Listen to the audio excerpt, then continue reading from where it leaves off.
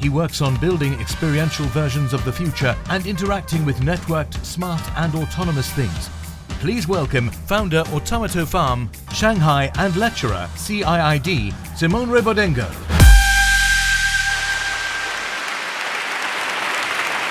I am a designer, as you guys, but because most of the time I do kind of weird projects, I had to figure out a way to explain what I do. So actually, I have to say what I do is I design products. Sometimes they're real. So I do products for real companies, for, I guess, real problems.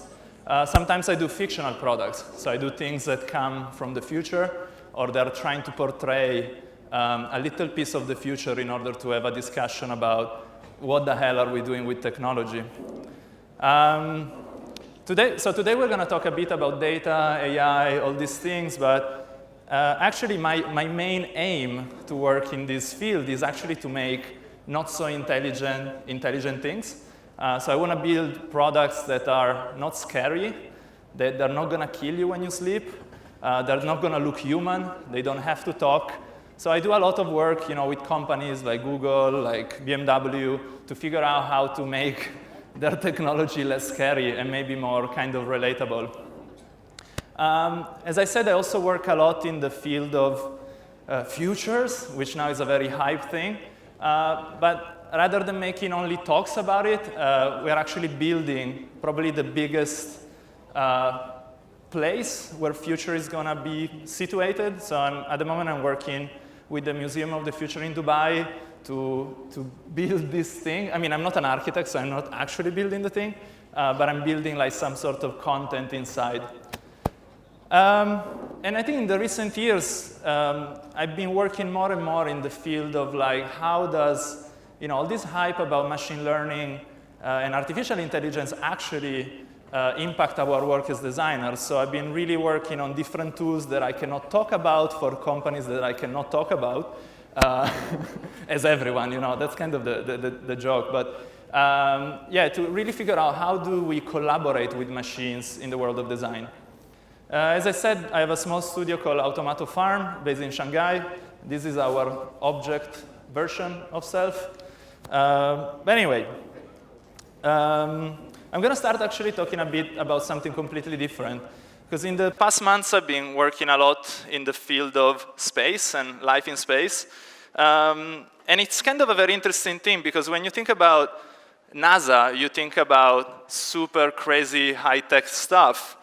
And that's kind of what we also think about when we talk about AI. We think about this like crazy new technology. But what's really interesting about, especially when you look at the history of space, is that it was really kind of small technology that brought us to the moon. So Apollo 11 software was 733 kilobytes. My presentation is 730 megabytes and is as useless as it can be compared to this, right? So I don't know whether they were very intelligent or we are very stupid. Anyway, the other cool thing is that there is so many, in the history of technology, there are so many humans behind technology that we forget about. The actual word computer used to be a person, actually a woman most of the time, computing trajectories of satellites and places. So there were actually humans making calculation. And what's even more interesting for me, and kind of why I'm talking about artisanality and handmadeness of intelligence, is that the actual software that brought us to them to the moon was sewn. So it was actually zeros and one in forms of weave through little holes. And it took 8 weeks to make a version. So all you startup people that want to move fast and break things, every single time you make a software, it takes 8 weeks to test it. So think about how more thoughtful you would be in what you design if you need to wait 8 weeks to figure out what it does. And it kind of gives me to this problem that nowadays we are living in this sort of automation dream. Everything, we have these topics where everything is going to be automated, the jobs are going to get lost, and it's kind of a weird thing because we hate it but we love it. We are kind of very weird about this because ourselves are actually building this stuff. And this guy is called Bruno. Bruno for me is a very sad robot, because it's a 6-axis amazing machine whose only job is to put pizza from point A to point B. So not only we took away a job from someone, but we made a robot very sad. And I think I really like there is an underlying topic that I think is really important to know, which is, this term is photomation, which comes from like mixing like the French false to automation, which is the situation where we are right now, that we think that all these things are very automated, but behind Bruno there are actually 4 people making the pizza, and then he just does that. And so is for most of this kind of highly advanced technology. There is so many people, it's just that their job is shittier. So, it's really this, when you look at for instance, in China, you have this very big innovation about, ride sharing or, food delivery. But behind this magical software, there is a lot of meat, like people. There is software made of meat. And, they're moving around in the cities. And I think India is the same. You have so many people being part of your software. So this guy, this Venkatesh Rao, sorry, I'm butchering his name probably, but he wrote this piece called The Premium Mediocre. And basically in this piece, he was talking about how society nowadays is divided in different things, and you should read it. But the main thing I want to talk about is that it really talks about this API line. So how society today is really divided by whether you ask an API to do something for you, or whether you are asked by an API to do something. And it's really like, how it's really true. And even Amazon, what's interesting is that when they launched the Mechanical Turk, they were talking about artificial intelligence, as in there is human actually behind the algorithm making the answers for the computer. So I think, it's funny because it's really this world of like, there is a growing AI supply chain. So, and supply chain meaning people. So, the industrial revolution that brought kind of very boring job is kind of happening as well. So it's not that we don't have jobs anymore, but they're just boring.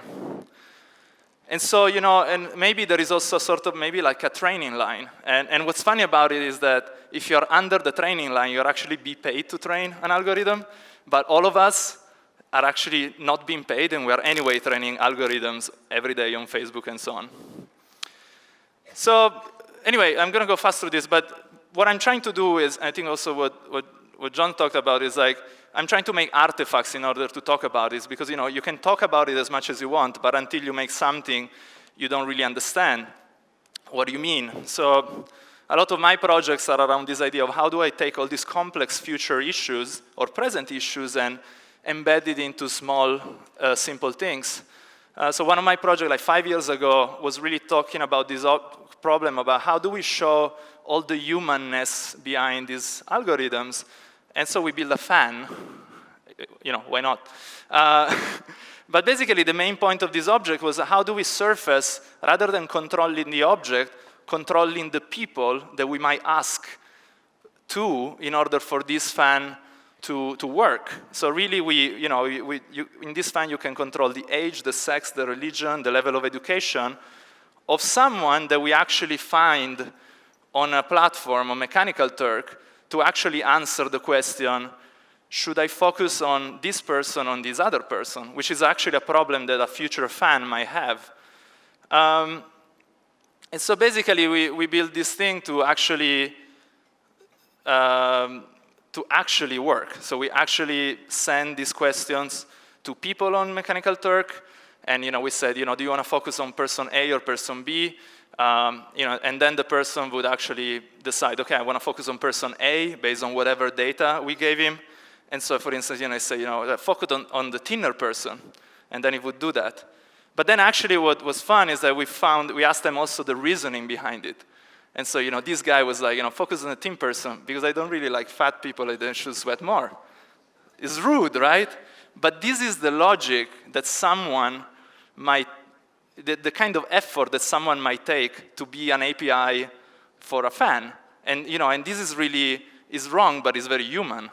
And so I think that's kind of very important to know because when you Google AI, you get this stuff. It's mostly blue. It has a lot of nodes and brains and all that stuff. So when you know all of this, there is no the AI.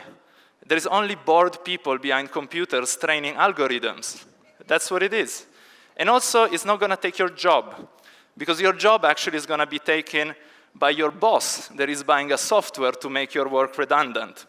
And actually, I really like this sentence, because it's like, robots or software are taking our jobs, gives technology agency that it doesn't have. Technology itself is not going to take your job. It's capitalists are making investment in robots to weaken your work. And that is true. So you shouldn't fear AI. And also, you shouldn't fear robots, because no robot is going to take your job.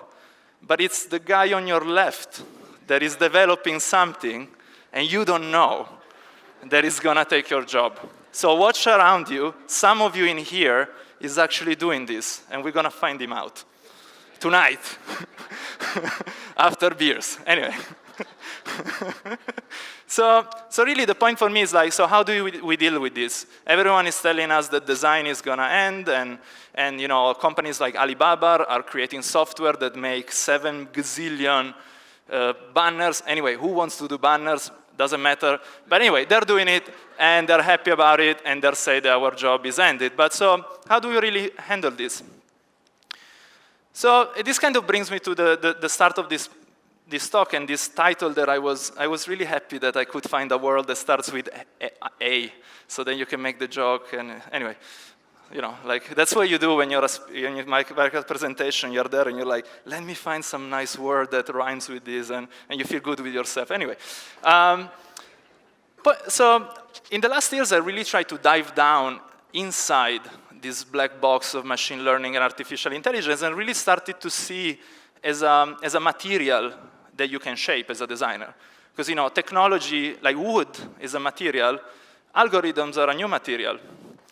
And so I actually made 4 things. It's the first time in my life they do a presentation where you have 4 points. So this is the first time, world premiere of me trying to make 4 points. So the first one is really like, learn about learning, as in machine learning, like if it was a craft. I really like this. Do you guys know the documentary Jiro Dreams of Sushi? It's this story of this guy. But the nice thing about this is that there is this guy that is really sad, who actually is very happy, because finally he managed to make this tamago, which is the egg sushi, after 300 or 200 attempts. And he was so sad that his master didn't. So it really takes time to learn something. And sometimes, you look at these things and, someone tries to teach you, learn about machine learning in 1 hour. And I'm like, yeah, sure.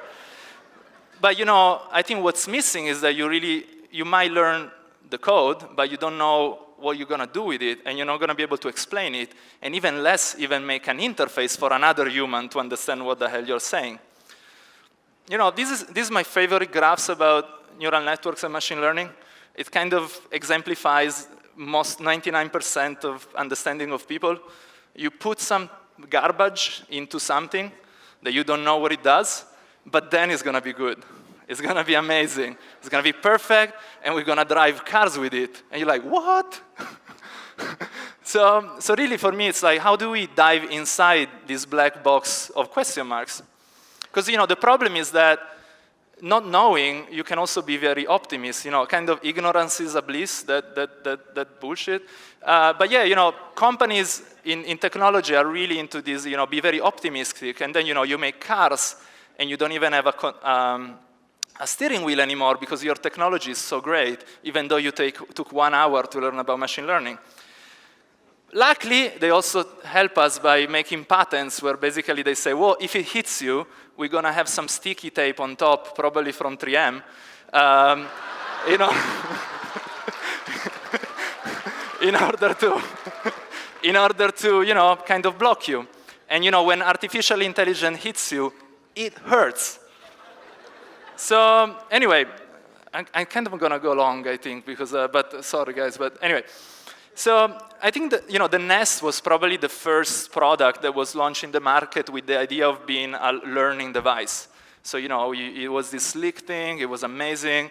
But what's funny about it is that most people using it actually turned off the learning because you had no idea how to train it. And what does it mean, training? Who knows what that means in the, beside maybe half or 3/4 of this room, outside in the world, you can train a dog, you can train, whatever, but how do you train a thermostat? I mean, kudos to Google because they actually wrote, FAQs and everything about how you do this, and then you're like, yeah, but wait, what? Like, if I do it on Monday, then it say, what? It's like, it's crazy, like, it's really crazy. So anyway, the point is that in order to keep this simple and sleek interface, you complicate so much the understanding of something. And that's kind of, that's a big problem because, we want to design simple things, but when something behind is very complex, somewhere that complexity is going to come out. Some years ago, I collaborated with Arduino in order to create. So I was really looking into the idea of how do we make this complexity of, for instance, a smart home understandable. And so we designed this sort of like the back end, the very sad electrical box of the future. But so when you think about smartness and when you think about what are you going to be able to switch on and off that is not electricity, maybe it's location data, maybe it's the weather data, because you might not don't want your house to know that it's warm outside, so it's going to make your house colder. So there is all these things that a house might know, but that you have no idea how to control. Or even, do you want to create slider maybe to make your home forget about stuff that happens in your house? Or do you want to remember everything? Do you want your house to be more open to the public good, or do you want it to be more singular driven? So these are all things that when you start to look at how the algorithms might work, you can actually pull out as buttons as sliders, and that's kind of what we do. You guys and I we do buttons.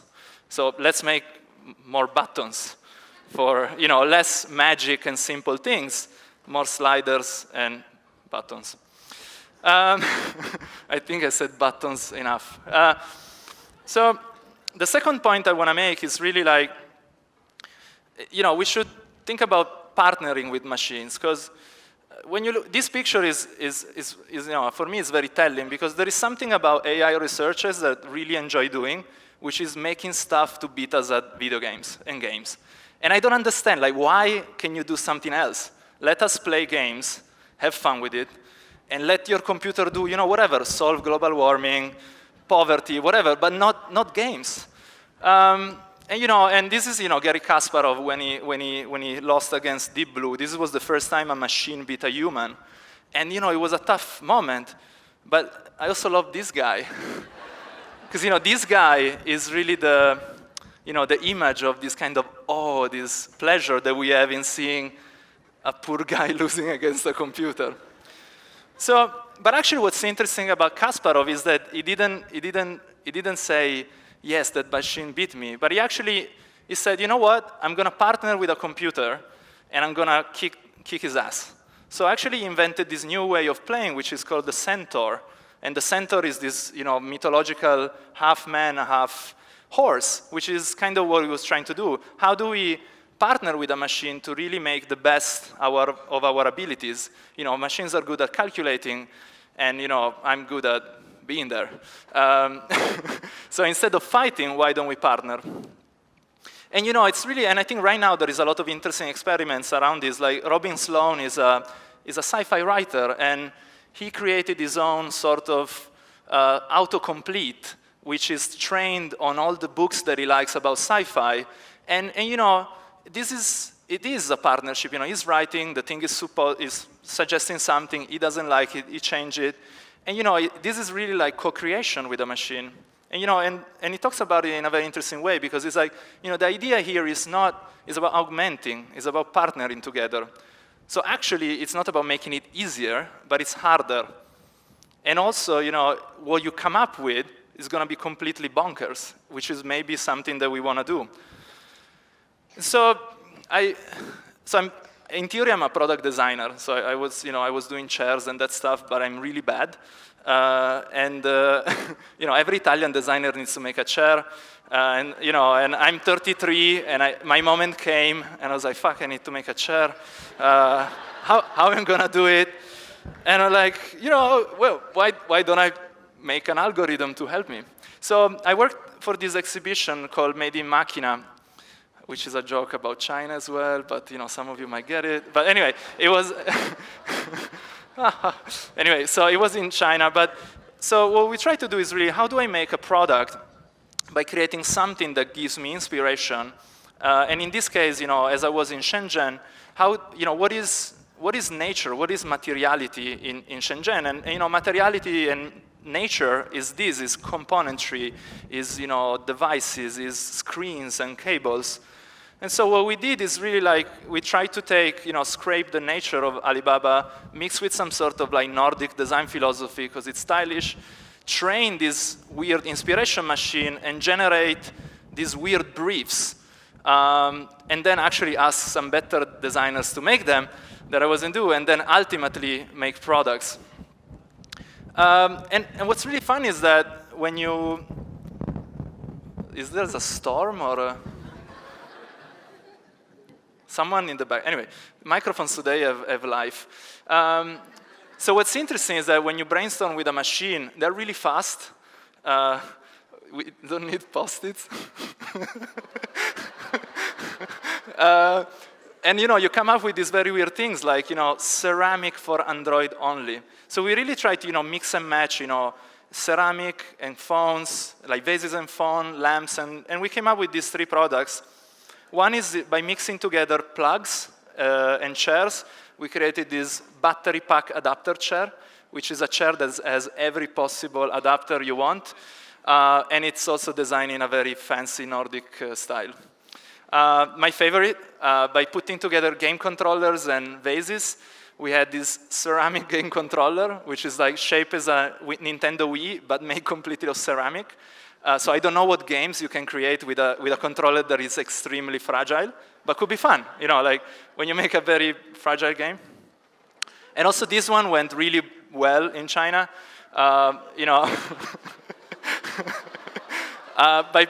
screens are basically like gravel in terms of nature in Shenzhen. So, this is the phone display chandelier. Anyway, third point, make your own data. As in, right now there is a lot of tools out there, and I think this happens for design as well with templating and that stuff. So there is a lot of stuff out there that you can use to do things. And right now, for instance, there is a lot of data around art and a lot of people making painting with art by generating it, and it's kind of interesting, but And because one of the big problems is that when technologists try to do something that is really interesting, unfortunately, they also try to solve extremely boring problems. So when you start machine learning classes, half of the courses want to make you figure out how to recognize handwritten numbers. And I'm like, yeah, but who gives a damn? So, the problem of the data sets out there is that they're boring. So, you need to kind of make your own. And also, there is clearly a cat conspiracy because there is so many libraries of cat images everywhere. So I think cats have an underlying deep state role in the development of AI for sure. And so, you find a lot of cats. So I was actually really interested in this idea, like how can I make a data set for something that doesn't exist? So how can I make a machine that measures things that are not measurable? And this is actually, unfortunately, it's a thing that we're actually doing right now. A lot of, companies are doing these, algorithms to recognize beauty or to, find out whether you're gay or, if it's a hot dog or not. And, those are all major issues of society. But this is actually something that we have from the past. If you look at the past of science, there is all this concept of phrenology and people trying to measure, criminality by the shape of the head of someone. And this is the same thing. It's just a different technology, but it's the same idea. So, and this is a guy called Lombroso. He's from my hometown. He's a horrible human being. So my idea was, what if we can train a machine to measure something that is completely non-logical, like, for instance, superstitions. So if you could actually train something to see signs, because just you're giving it training data. And so we built this kind of Arduino-like kits called Believe It Yourself, which is the world's first belief-based computing kit. And the idea around it was really like, how do we take technology and mix it with this kind of completely non-logical things? Like, sorry, they might be logical, but not like computer logical. So we did a fortune, like Italian superstition-based fortune recognition kit. One of us is Indian, so he helped us actually make a sort of numerological language processing, so something that hears destiny in whatever words you say. And also, because we worked in China with some feng shui expert, we actually made a thing that can drive objects in very harmonious ways. I'm going to show you one of them, which is the fortune recognition one.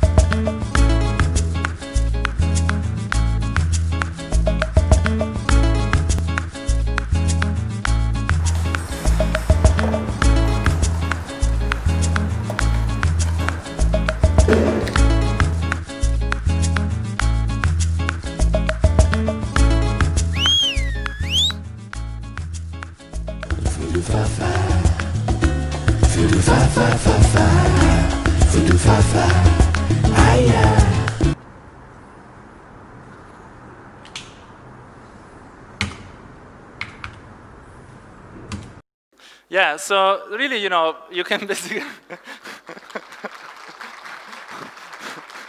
What's nice about it, you can make a machine believe whatever you want, it's amazing. And if you look at it, it's actually quite a lot of work because you have to rewrite the entire data set of Google API to be relating to, this thing. Also, I tried to play the lotto with it, but I didn't win anything. So it doesn't really work. So my last point, I'm going to try to go fast with it, but it's kind of like my last realization recently, which is around embracing distortion. So embracing the weirdness of machine learning and AI, which we don't do that often. And it comes from a discussion I had recently with Nick Foster, which is the head of Google X and partner of Near Future Lab, around the idea that in technology and in history, we have this moment, for instance, where a tool was made for some purpose, and then someone else used it for something completely different. The amplifier in music was a great example of it because it was made to amplify music. But then some people in the 50s decided to crank up and really hit the clipping, the weirdness, the uncanny of that sound. It sounded like shit for most of the people in the 50s, but that became rock and roll. So, it's kind of important to expand what else you can do. The problem is that when you look at this stuff, like a lot of the things around AI and generative, tend to, let's make realistic people. But, why? We're already confused about everything fake, so why are you making it like that? Again, games, fake people, we're just digging ourselves by the grave. But luckily, there has been, a few years ago, puppy slugs. I don't know if you guys know, this is like the deep dream. Basically, if you reverse an algorithm, a neural network to think about itself, kind of, you end up sometimes in this really weird world where everything it sees in images is puppies and slugs. And this was amazing because it really opened on Twitter. That for 1 year, everyone was experimenting these weird and uncanny places and this weird imagery. And luckily enough, especially in the world of art at the moment, there is a lot of people like Mario Klingemann that are truly exploring this idea of this glitchiness, this randomness, that you can get with these tools, and coming up with an aesthetic which is new. It's weird, but it's new. And what I like about it is that it really changes the role that you have as a creator, because you're not anymore thinking about what to do, but you're really becoming an explorer of a space that you have no idea about, because most of the time it's a space in 512 dimensions. So I can barely handle 2. You know, think about, anyway, more. You know, my friend Philip wrote this very good piece, which is called, it's basically a piece written from the perspective of a vector inside a neural network. And he says, you know, like, if you look through this space, you know, traveling from A to B, there is always something in between. So if between 2 images, from the perspective of a computer, there is no empty space. There are no binaries. It's a really interesting thing, because you can start to see the world from the perspective of a neural network, which is kind of interesting. And so recently, I'm collaborating with a design company to really create a sort of, you know, new model, a definition of design from a perspective of a neural network, and I'm embedding myself in this process as a creator of what does it mean. So what's interesting is that you're not designing, but you're wandering in search of something interesting, which is a very different thing. You have no whatsoever control besides just going around this place and then, you know, oh, that's kind of interesting, that's weird, maybe there is something there.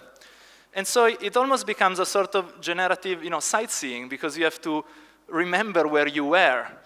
Because that place, so that image, this is a 512 vector, 512 points vector. So you need to remember where you were in order to then go back there and figure out whether there is something nearby that is interesting. And this is completely like a different way of designing, and because also you can take 2 objects or 2 design philosophies, and in between finding whatever. So, you know, you can have Alvar Aalto on one side and Le Corbusier on the other, and figure out this kind of, you know, what is 20% Alvar Aalto and 80% Corbusier? And then, if I do that object, am I gonna get sued or not? Or maybe 80% and 20% by the... And you know, and I think what's really interesting is that you change completely, you know, the way you work, and so then suddenly you might find yourself, what if I throw in cars in this model, and suddenly you end up here, which I don't know what is it, but it's kind of interesting. And actually it's nice, because some people are calling these lobotomizing neural networks, which is, you know, kind of like a very hardcore term.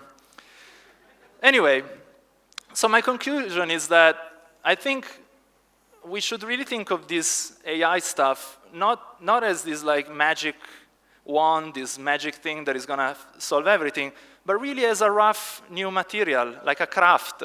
And in that way, you know, we can play with. We can make weird things like that, or very ugly glasses, as you will see in a second. But really, you know, and we're not, and if you do that, you're not gonna be scared of it, because, you know, it's not gonna take your job if it does these really ugly things. So, you know, to go back, just to conclude, you know, learning. So, you know, there is no black box. You have to, you have to go in. It's going to be hard, but you have to go in it.